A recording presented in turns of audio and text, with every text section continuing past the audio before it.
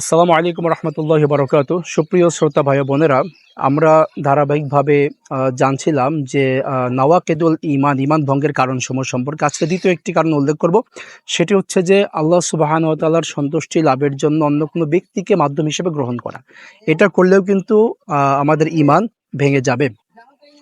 যেমন আল্লাহ সুবহানাহু ওয়া তাআলার নিকটে আমাদের জন্য কেউ সুপারিশ করবে, এটা চিন্তা করে কাউকে শাফায়াতকারী হিসাবে গণ্য করে ধরে নেওয়া, তার ভক্তি শ্রদ্ধা করা, যেই কাজটা করত মক্কার যারা ছিল মুশরিকরা, আবু জাহাল, আবু লাহাব, উতবা, শাইবা প্রমুখ, তারা করত। তো তারা যে মূর্তিগুলোর সামনে যেত, তাদের উদ্দেশ্য কিন্তু এটাই ছিল। আমরা অনেকেই মনে করি যে আবু জাহাল, আবু লাহাব এরা বোধহয় আল্লাহকে বিশ্বাস করতো না। আসলে বিষয়টি সঠিক নয়। বরং কোরআনুল কারীমের মধ্যে এসেছে, আল্লাহ তাআলা বলেছেন যে ওয়ালা ইন সাআলতাহুম মান খালাকাস সামাওয়াতি ওয়াল আরদ লা ইয়াকুলুন্না খালাকাহুন্নাল আজিজুল আলিম। হে নবী, আপনি যদি তাদেরকে জিজ্ঞাসা করেন যে কে আসমান আর জমিন সৃষ্টি করেছে, তাহলে তারা বলবে যে আল্লাহ সুবহানাহু ওয়া তাআলা, এক মহা জ্ঞানী আল্লাহ সুবহানাহু ওয়া তাআলা, তিনি সৃষ্টি করেছেন। আল্লাহ তাআলা আবারও বলছেন ওয়ালা ইন সাআলতাহুম মান নাযালা মিনাস সামাই মাআন ফাআহইয়া বিহিল আরদা মিন বা'দি মাউতিহা লা ইয়াকুলুন্না আল্লাহ। আপনি যদি তাদেরকে জিজ্ঞাসা করেন, অর্থাৎ মক্কার মুশরিকদেরকে যদি জিজ্ঞাসা করেন যে কে আসমান হতে বৃষ্টি বর্ষণ করে, পানি বর্ষণ করে, কে সেগুলো দিয়ে শুকিয়ে যাওয়া জমিনকে আবার ফসলের জন্য কে আপনার প্রস্তুত করে, তাহলে তারা বলবে যে লা ইয়াকুলুন্না আল্লাহ, সমস্ত কিছু অবশ্যই আল্লাহ তাআলা করেন।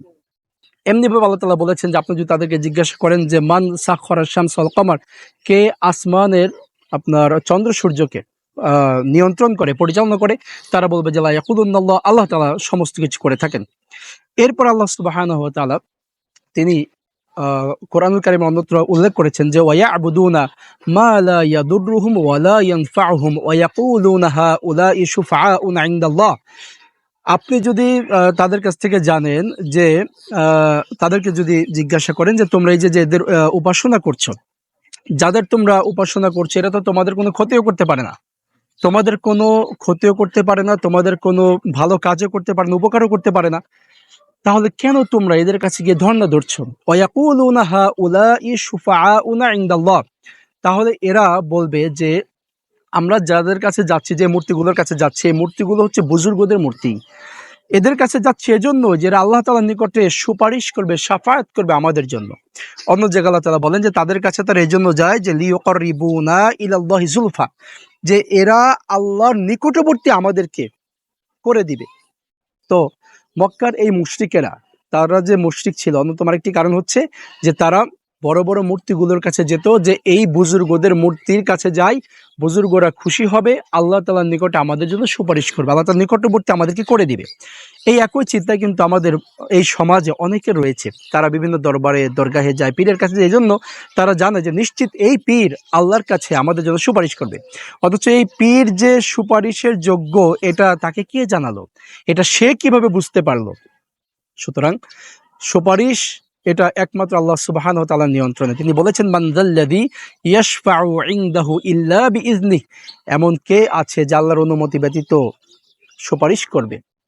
সুতরাং আল্লাহ তাআলা যাকে অনুমতি দিবেন, আমরা হাদিস থেকে জানি যে নবী সাল্লাল্লাহু আলাইহি ওয়াসাল্লামকে আল্লাহ তাআলা অনুমতি দিবেন সুপারিশ করার। তিনি মাকামে মাহমুদে সেজদায় পড়ে যাবেন, আল্লাহ তাআলা বলবেন যে ইয়া মুহাম্মদ ইরফা রাসাক, আপনি আপনার মাথাকে উঠান।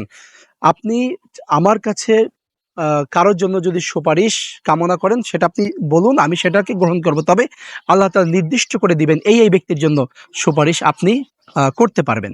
সুতরাং আমরা দোয়া করতে পারি যে আল্লাহ, নবী সাল্লাল্লাহু আলাইহি ওয়াসাল্লামের শাফাআত যেন আমাদের জন্য কিয়ামতের দিন হয়, সেই তৌফিক আপনি দান করুন, আমরা যাতে সেভাবে আমল করতে পারি সেই তৌফিক দান করুন।